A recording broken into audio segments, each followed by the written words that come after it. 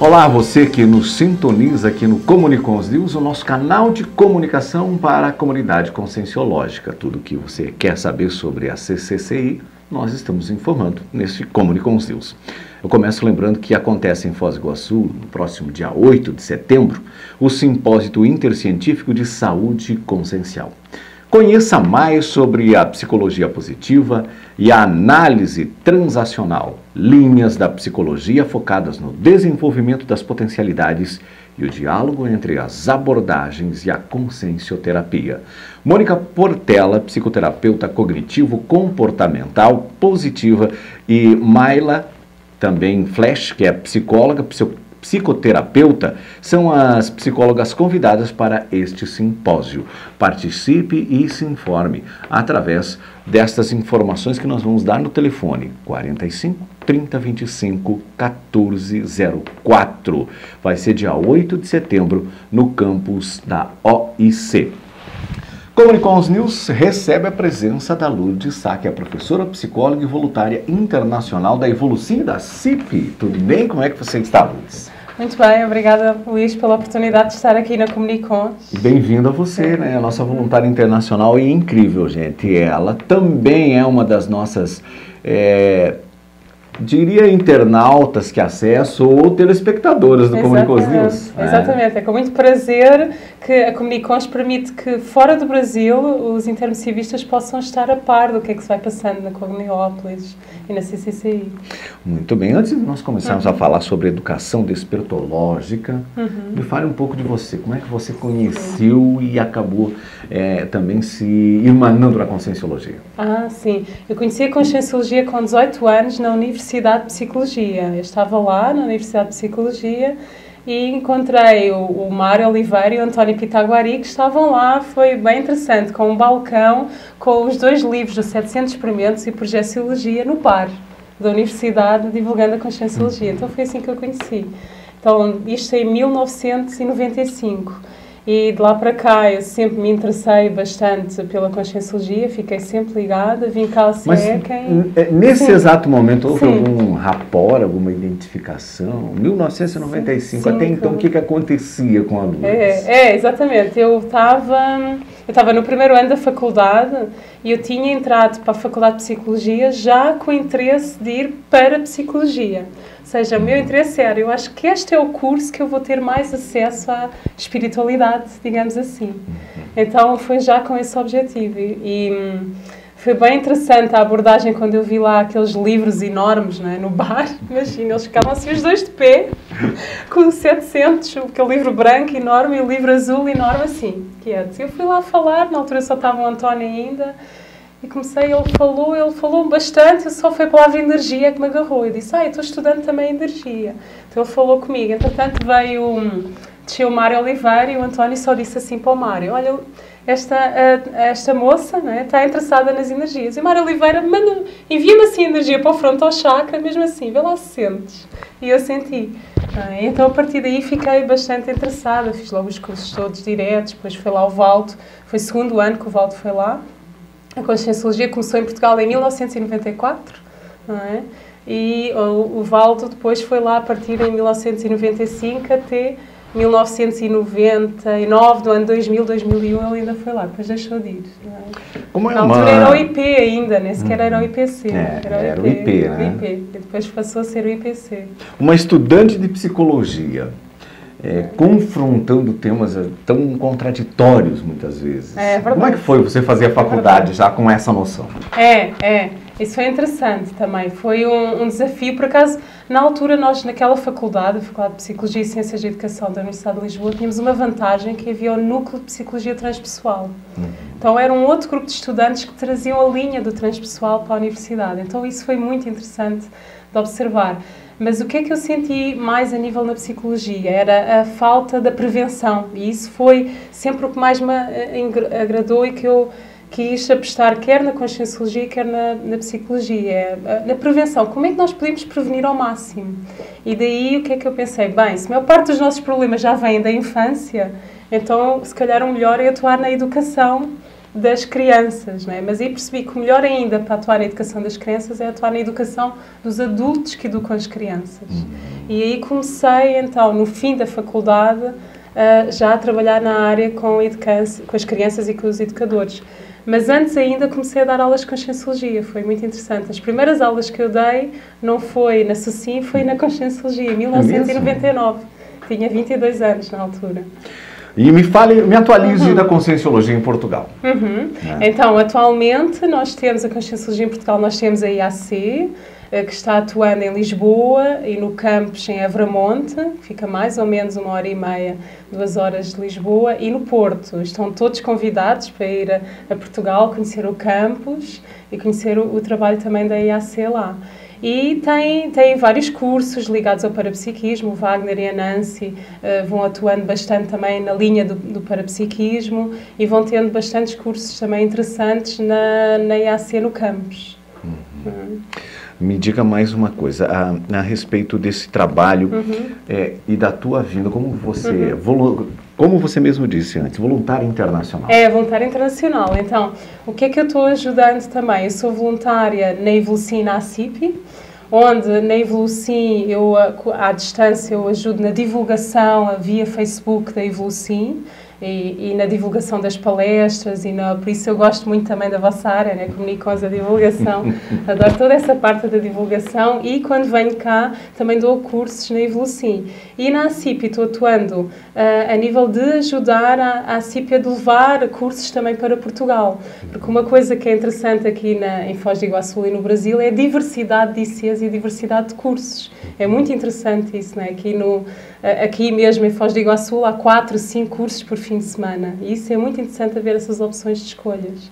Então, o que eu estou ajudando é também, lá está, a haver mais opções de escolha em Portugal, que acho que é muito saudável as pessoas terem várias diversidades de várias ICs, a nível do desenvolvimento, porque cada IC tem uma abordagem e é interessante as pessoas conhecerem várias abordagens. Quantas vezes você já veio a Foz ao Brasil? Esta é a 6ª vez. É a 6ª vez, desde 2004. E vamos falar agora, então, sobre educação despertológica. Da onde nasceu isso? A educação despertológica nasceu pelo meu interesse da prevenção. E o que é que aconteceu? Eu percebi... Desde a época de faculdade, tudo. Exatamente. Então, eu sempre quis atuar nessa questão da prevenção. Tem verbete também? Tem verbete. Tem verbete de educação despertológica e tem um segundo verbete que nasceu desse, que é o Atitude Educativa para a Evolução. Então, nesse verbete de educação despertológica estão lá já os 8 níveis de desenvolvimento infantil integral para desenvolver a criança desde cedo para a desperticidade. Então, mas como é que surgiu esse meu interesse em educação despertológica? Foi que eu já estava há bastantes anos na Conscienciologia, há cerca de 15 anos, e mesmo assim haviam coisas pessoais que não avançavam, minhas, não é? Tanto curso, tantas dinâmicas parapsíquicas, e havia certos trafares meus que não avançavam. E o que é que eu percebi? Que eu tinha que ir à minha infância explorar isso. E quando eu fui à minha infância explorar esse trafar, eu vi que ele também já vinha de vidas passadas, não é? Mas lá está, se eu não tivesse acesso a vidas passadas, bastava analisar bem a minha infância, eu já podia trabalhar esse trafar. Não é? Que até posso dizer qual é que é a irritação, não é? Então já havia ali um ambiente, não é, familiar, que já ativava essa irritação, que por sua vez já vinha de outras vidas. E eu ajudou-me imenso, ou seja, o facto de trabalhar esse aspecto na infância, já aqui na idade adulta, ajudou-me imenso a ultrapassar esse trafar, que não está ainda ultrapassado, mas já ajudou imenso nesse caminho. Então pensei, ok, então porquê que não vamos já ajudar as recém-conscientes, o que é uma criança? É uma recém-consciente, acabou de vir, acabou de nascer, a poder logo criar um ambiente onde eles comecem a trabalhar os seus trafares logo desde cedo, e não só na idade adulta. Não é? E, por outro lado, desenvolver os trafores e dar trafales também. Não é? Falando nisso assim, religiosidade, autoritarismo, cultura, tudo isso também atrapalha? O que é que acontece? Às vezes, religiosidade, se a pessoa já foi religiosa noutras vidas, lá pode ela novamente... Vai ressomar já numa família que tem uma identificação, uma educação religiosa, ela já vai trazer também esses traços? Então pode acontecer, se ela já tinha esses traços religiosos e vai nascer numa família religiosa também, eles vão ser reativados, esses traços, não é? Por outro lado, se ela nascer numa família não religiosa, então isso pode ser passar ao lado, não é? Até posso dar um exemplo. Eu nasci numa família não religiosa, ou seja, o meu pai nunca me batizou, o que é raro em Portugal. Normalmente toda a gente é batizada, mas eu não fui batizada. E eu até pensava assim, não, então isso é sinal que eu, noutras vidas passadas, não fui religiosa. O que é que eu via descobrir já em adulto? Que eu até fui bastante religiosa noutras vidas, então, exatamente por isso, eu nasci numa família não religiosa. Porque se eu nascesse numa família religiosa, provavelmente ia ser complicado ultrapassar isso, porque ia ser ativado bastante esse processo. Então, depende de cada consciência. Há consciências que, por exemplo, uma consciência que esteja mais ativada, por exemplo, na culpa, quando ela vem nascer nesta nova vida, ela vai ter tendência a achar que tem novamente que passar por aquelas dificuldades. Então tem a ver com processos pessoais. Se for uma consciência que antes de ressumar, ela já se libertou mais da culpa e ela quer ir mais em frente, então ela já não se permite tanto nascer numa família onde vai ativar certos traços pesados do passado e já vai nascer numa família mais no sentido para ajudar. Então, isso é um aspecto importante a nós termos atenção, porque normalmente esse processo da culpa é o que mais prende as consciências de entrarem nos processos passados da religião que eu mereço sofrer, então eu mereço ficar novamente numa condição complicada. Não é? Então é um processo importante as pessoas ultrapassarem, não é? De passar a culpa para a responsabilidade. Você estava falando, então, criança, quando criança, né? Exatamente. Adulto também tem como praticar, como desenvolver e trabalhar essa educação espiritualógica? A educação tem. Pega desde a criança até o adulto, como é? O que é que o adulto aí vai fazer? Por exemplo, ele vai autoanalisar agora a sua idade adulta e vai perceber o que é que eu tenho dificuldades. E aí, normalmente, o nosso maior desafio é a parte emocional.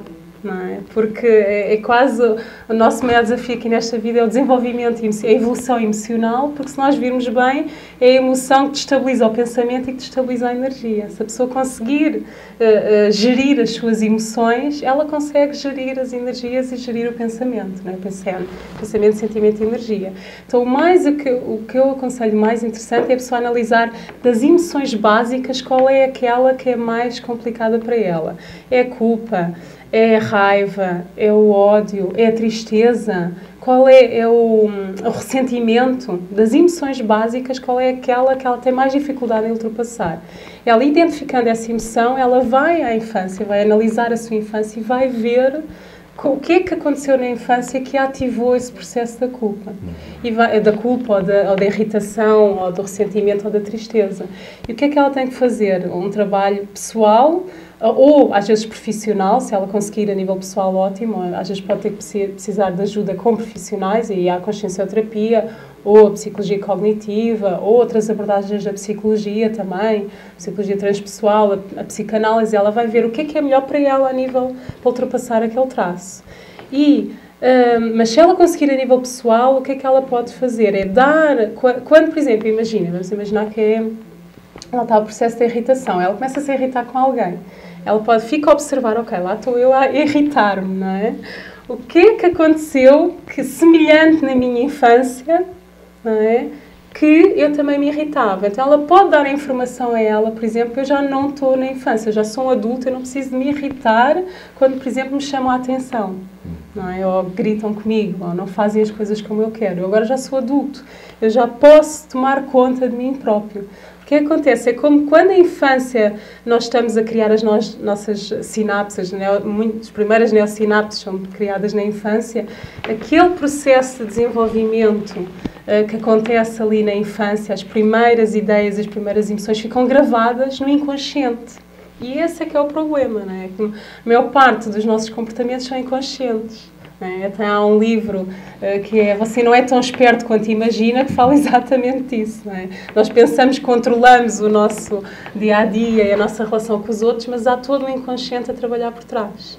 Então o desafio é esse, é a pessoa perceber qual é o inconsciente que provavelmente foi ativado na infância, que vem de outras vidas passadas, mas é mais fácil ir à infância, lembrar da infância, do que lembrar de vidas passadas. Quem se conseguir lembrar de vidas passadas, fantástico, mas quem não conseguir, já tem lá muita informação na infância para se descobrir e autogerir a nível emocional.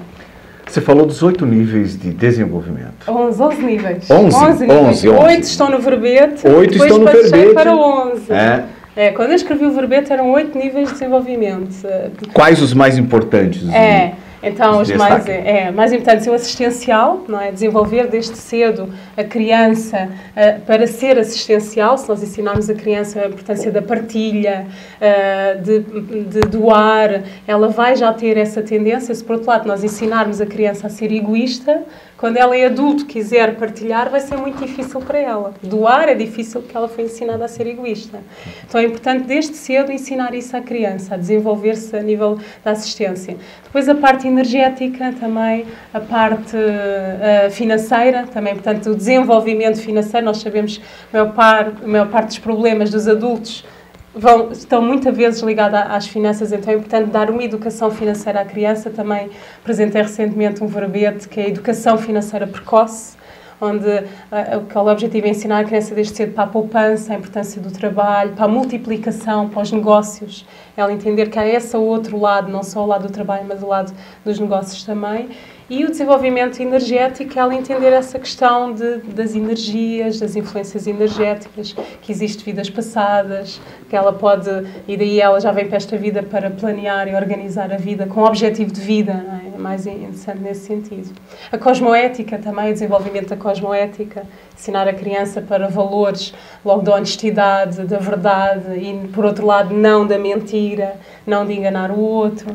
O desenvolvimento intelectual também, ensinar a criança para o gosto dos livros, e gostar de ler e gostar de escrever, porque não a criança escrever logo um livro desde pequena, não é? Esse é um desafio grande. Então temos o desenvolvimento emocional, esse é fundamental. E porque a vantagem de agora é que as crianças, é natural, fala-se agora em inteligência emocional, mas, por exemplo, na nossa altura não havia inteligência emocional. Como é que nós vamos lidar com as nossas emoções se os nossos próprios pais e os nossos professores nem se falava de inteligência emocional? Então o adulto agora também perceber isso, não é? Como eu costumo dizer, perdoar o passado e responsabilizar o futuro.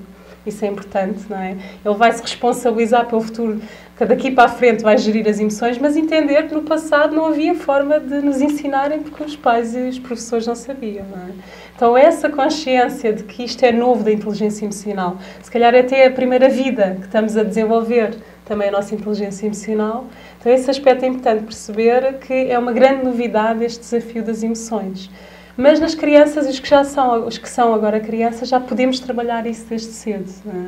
E então, qual é os aspectos da inteligência emocional? É ela ter consciência das suas emoções, depois, por outro lado, perceber o quanto isso influencia a ela e influencia os outros, e o quanto ela também pode mudar isso, não é? Quem está interessado em saber mais, já teve curso, quando que tem curso de novo, se aprofundar sobre a educação despertológica, como faz? Então, já teve curso, teve recentemente um curso no Evolucim, aqui no Discernimento, no Brasil.